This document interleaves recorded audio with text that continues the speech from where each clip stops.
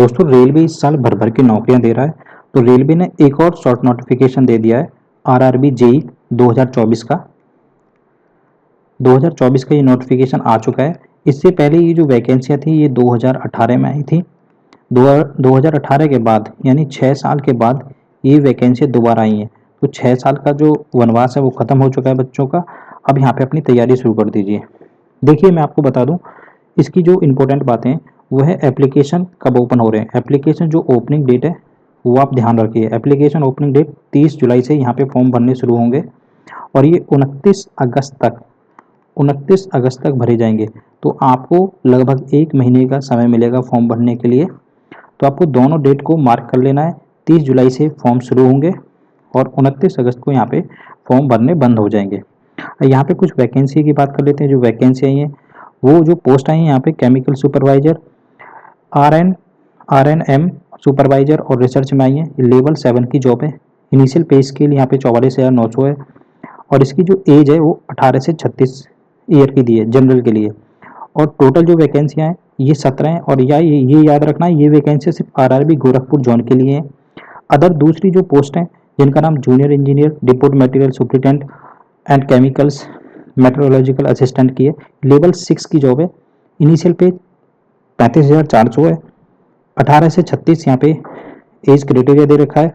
और वैकेंसियाँ देखिए, वैकेंसियाँ हैं लगभग 7,934 वैकेंसियाँ हैं और ये वैकेंसियाँ बाद में बढ़ भी सकती हैं।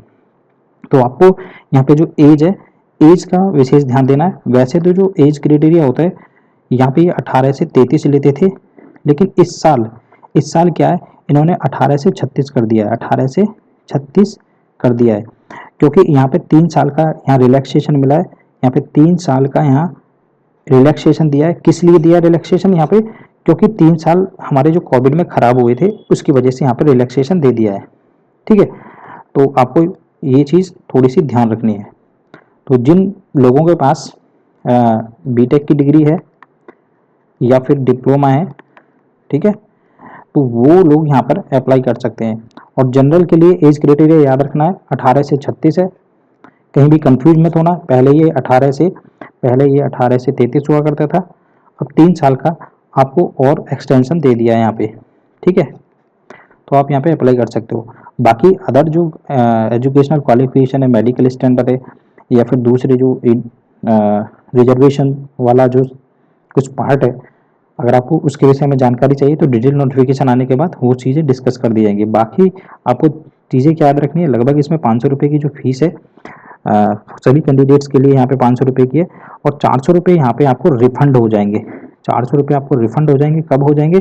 जब आप CBT 1 दे दोगे। CBT 1 आप दे दोगे तो आपके 400 रुपये यहाँ पे रिफंड हो जाएंगे। और जो कैंडिडेट SC ST या ex serviceman, female, transgender, minority या इकोनॉमिकली बैकवर्ड क्लासेस से आते हैं उनकी जो फीस है वो 250 रुपये।